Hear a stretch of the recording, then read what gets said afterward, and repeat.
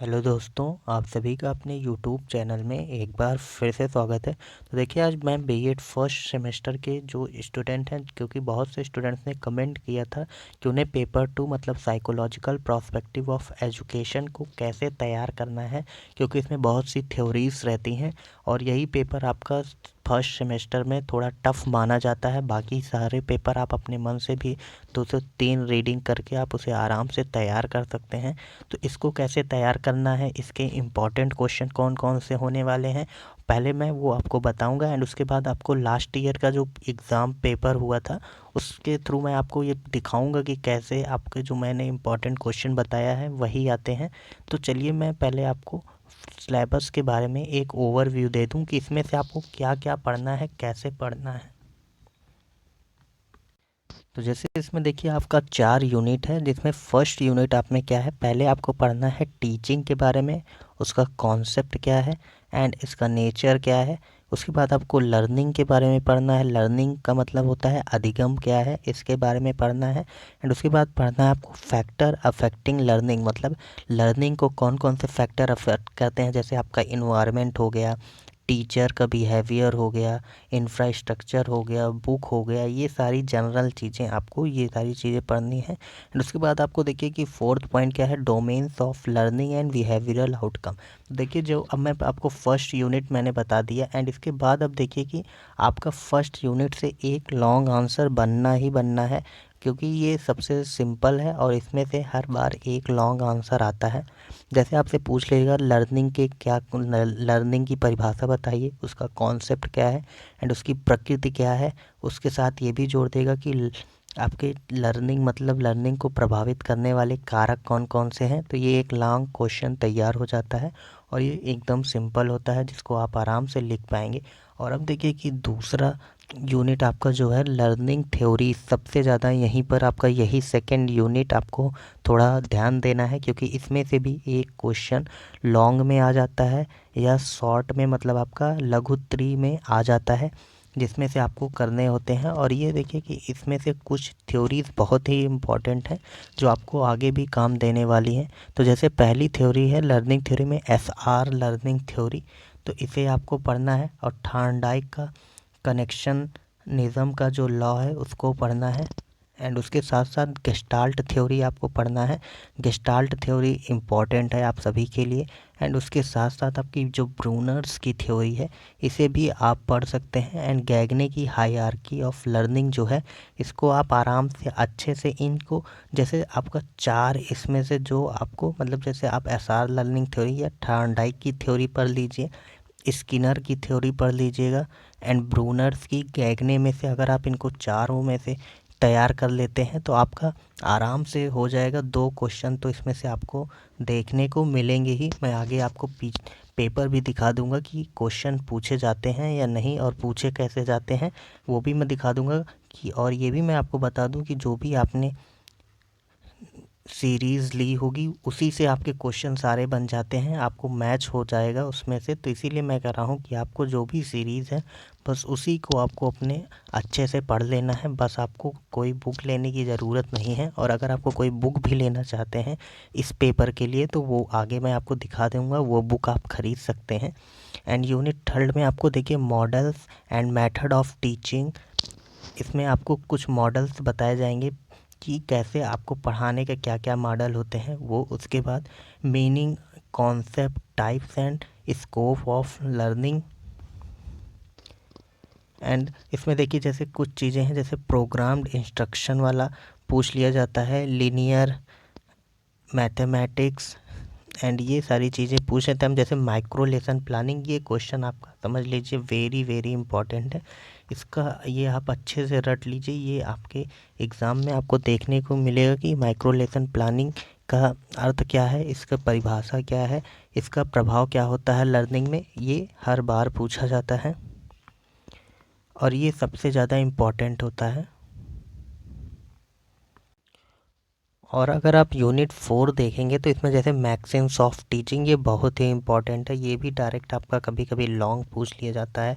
इसमें आपको 6 से 7 मैक्सिम्स ऑफ टीचिंग पढ़ना है, जैसे ज्ञात से अज्ञात की ओर, सरल से कठिन की ओर, ये सारी चीज़ें आपको मैक्सिम्स ऑफ टीचिंग आता है। And analysing teaching behaviour, Flanders interaction analysis.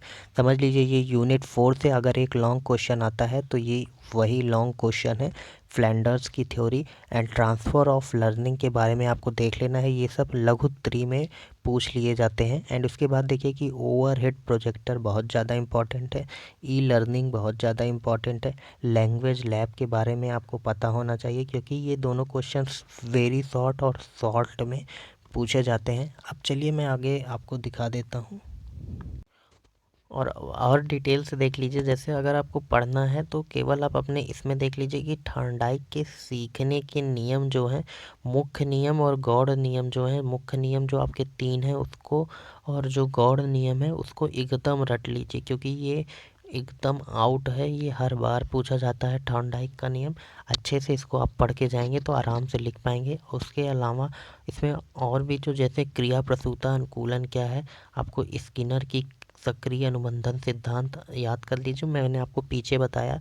पुनर्बलन क्या है, स्किनर का रीइंफोर्समेंट का क्या मतलब होता है, इसको आप देख लीजिएगा तो आप आराम से आंसर लिख पाएंगे। एंड इसके बाद और देखिए कि कॉग्निटिव थ्योरी में मैंने आपको बताया कि अंतर्दृष्टि थ्योरी या समग्र का सिद्धांत जो गेस्टाल्ट का है, इसको आप पढ़ सकते हैं और ये चीज़ें आप आराम से कर लीजिएगा। और वही सिलेबस देखिए जो आपने पीछे देखा, बस वही मैं आपको फिर से दिखा दे रहा हूँ। हिंदी में भी है यहाँ पर, तो इसमें से भी जो आपको मैंने बता दिया है कि क्या पढ़ना है। आगे मैं आपको पेपर भी दिखा देता हूँ।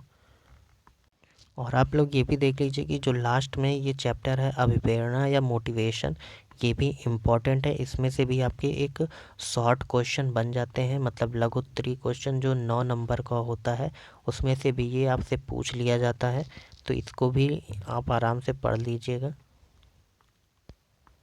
और जो स्टूडेंट बुक्स भी लेना चाहते हैं तो ये बुक आप ले सकते हैं कि शिक्षा के मनोवैज्ञानिक परिप्रेक्ष्य, ये आपकी बुक है अग्रवाल पब्लिकेशन की। अगर जो स्टूडेंट्स लेना चाहें वो ले लें, अदरवाइज़ आपका कम टाइम में आपका सीरीज़ ही मोर देन सफिशिएंट है। बस उसको आप लिख कर प्रैक्टिस करें। जितना ज़्यादा आप लिख कर प्रैक्टिस करेंगे आप आराम से एग्ज़ाम हॉल में लिख पाएंगे। तो बस ये, अगर आपको बुक लेनी हो तो ये ले सकते हैं। आगे चलिए मैं आपको दिखा दूँ। और अब आपका देखिए कि पेपर जो लास्ट ईयर हुआ था उसमें मैं आपको बता दूं, देखिए कि जो भी आपके सिलेबस आपने अभी देखा उसमें जो कीवर्ड्स दिए हुए हैं आप पूरा पेपर मैच कर लीजिए। उस कीवर्ड से अलावा एक भी क्वेश्चन आपको देखने को नहीं मिलेंगे। तो जो भी स्टूडेंट्स अपने सिलेबस में जितने कीवर्ड्स दिए हैं उस पर अच्छे से कमांड कर लेता है तो उसका एक भी क्वेश्चन नहीं छूटने वाला है। तो चलिए मैं आपको पेपर में ही दिखा देता हूँ। इसके पहले आप देख लीजिए कि पेपर पैटर्न कैसा है। जो भी नए स्टूडेंट हैं, ये आपका पेपर 3 खंडों में बटा होता है, आभासा में विभाजित है। और देखिए कि पहला पेपर क्रमशः आपका 9 नंबर का होगा, मतलब 3 आपको लिखने होंगे। वेरी शॉर्ट 9 नंबर हो जाएगा। दूसरा आपका क्वेश्चन क्या है वो देख लीजिए। आपका टोटल 36 नंबर का हो जाएगा, मतलब 9 नंबर के एक क्वेश्चन आपको 4 करने हैं। उसके बाद 15 नंबर के 2 क्वेश्चन आपको करने हैं लॉन्ग, वो 30 नंबर का हो जाएगा। और टोटल आपका पेपर कितने नंबर का है, 75 मार्क्स के होने वाले हैं। तो अब इसमें आप पहला क्वेश्चन देखिए कि सीधे पूछ लिया है कि शिक्षा मनोविज्ञान का क्या उद्देश्य है वो बताइए। ये आपका फर्स्ट यूनिट का सीधा क्वेश्चन है। एंड देखिए अब सीधा फिर एक क्वेश्चन आ गया, अधिगम को परिभाषित कीजिए। ये देखिए कि आपका पूरा सिलेबस में ऐसे लाइन से ही लिखा हुआ था। फिर देख लीजिए तीसरा क्या है, जन्मजात अभिप्रेरणा, मतलब ये लास्ट चैप्टर का क्वेश्चन पूछ लिया। जन्मजात अभिप्रेरण के 5 उदाहरण दीजिए। अब शिक्षण में इंटरनेट की उपयोगिता बताइए, मतलब ई लर्निंग के बारे में पूछा है। सेम आपके सिलेबस में ये पॉइंट दिया हुआ है। एंड उसके बाद देखिए कि पूछा है कि अधिगम के नतोदर वक्र पर टिप्पणी कीजिए, मतलब ये भी आपके सिलेबस में है कि जो आपकी लर्निंग की, मतलब सीखने की प्रक्रिया होती है वो कैसे होती है। जैसे आप पहले सीखते हैं तो तेज़ी से सीखना आ जाता है, एंड धीरे धीरे आप उसके बाद उसकी गति धीमी हो जाती है। तो ये उसका नतोदर वक्र है, आप देखेंगे आपको मिल जाएगा सीरीज़ में भी। एंड अब लघुत्तरी में देखिए कि पहला सीधे पूछ लिया है कि देखिए discuss the Maxim's of teaching. अब इसमें से आपको 6 से 7 मैक्सिम्स बता देने हैं। बस आपको देखिए ये सीधा आपके सिलेबस से ही क्वेश्चन है। एंड अब देखिए कि थॉर्नडाइक का क्वेश्चन आपके पूछ लिया गया है। अब नेक्स्ट क्वेश्चन देख लीजिए। अब नेक्स्ट में देखिए कि पूछा है कि अधिगम स्थानांतरण की दशाएं। अब पूछा है illuminate the condition of transfer of learning, ये भी आपके सिलेबस में आया है। अब माइक्रोलेशन प्लानिंग देखिए, ये हर बार आपके क्वेश्चन पेपर में देखने को मिलेगा क्योंकि ये सबसे इम्पॉर्टेंट है। ये पूरे बीएड में सबसे ज़्यादा इम्पॉर्टेंट होता है। तो लेशन प्लानिंग होती है जो आपको आगे बनानी भी पड़ती है। एंड अब देखिए कि अभिप्रेरणा के घटकों मतलब मोटिवेशन के कौन कौन से फैक्टर हैं, कंपोनेंट हैं, वो बताने हैं। एंड ब्रूनर का संज्ञानात्मक अधिगम का सिद्धांत फिर पूछ लिया गया है। देखिए आप उसके बाद एलसीडी प्रोजेक्टर एंड ओएचपी मतलब ओवरहेड प्रोजेक्टर के में क्या अंतर है, LCD projector and overhead projector का शिक्षण में क्या उपयोगिता है, सीधा क्वेश्चन पूछा है और ये आपके पूरे सिलेबस में दिया हुआ है। तो बस आपको सिंपली चारों पेपर में क्या करना है, जितने भी आप एक तरफ यूनिट देख लीजिए एंड उसी के अकॉर्डिंग जो भी आपके क्वेश्चन दिए गए हों सीरीज़ में वही भी आप पढ़ लेते हैं तो भी आपका कोई भी क्वेश्चन नहीं छूटने वाला है। एंड अब देखिए कि लॉन्ग क्वेश्चन में आपको 2 करने होते हैं। प्रत्येक प्रश्न की उत्तर सीमा इतनी है एंड 4 प्रश्नों में किन्हीं 2 प्रश्नों को करना है। पहला देखिए कि फिर सीधा क्वेश्चन आपका फर्स्ट यूनिट से पूछ लिया गया कि शिक्षा मनोविज्ञान की प्रकृति बताइए तथा उसके साथ साथ उसके कार्यक्षेत्र का वर्णन कीजिए। अब देखिए कि उधर अब फिर स्किनर आ गए। इसके पहले आपने ब्रूनर का क्वेश्चन देखा। अब स्किनर के क्रिया प्रसूता सिद्धांत की विवेचना कीजिए तथा इसके शैक्षिक निहितार्थ बताइए। सीधा क्वेश्चन आपका देखने को मिला। एंड अब देखिए कि अभिक्रमित अनुदेशन के प्रकारों का वर्णन करना है। ये आपका थर्ड यूनिट है। एंड इसके बाद देखिए कि फ्लैंडर्स की अंतःक्रिया विश्लेषण के द्वारा व्यवहार का विश्लेषण कैसे किया जाता है ये आपको बताना है। तो ये आपका पूरा पेपर था। एंड देखिए इसमें एक भी क्वेश्चन आपके जो भी सिलेबस दिया है उसके बाहर नहीं आया है। तो आपको चारों पेपर में मैं फिर वही रिपीट कर दे रहा हूँ, जितने भी यूनिट दिए हैं यूनिट के जितने भी कीवर्ड हैं उससे रिलेटेड जो भी आपके क्वेश्चन है उसको आप पढ़ लीजिए और सीरीज़ को कम से कम 2 बार ज़रूर पढ़ लीजिएगा जिससे आपका कोई भी क्वेश्चन ना छूटे और आपका जो भी डाउट हो वो प्लीज़ कमेंट करके पूछ लीजिएगा। और बाकी पेपर्स के जो भी इम्पोर्टेंट क्वेश्चन है वो भी जल्द अवेलेबल करा दिया जाएगा। Thank you for watching this video.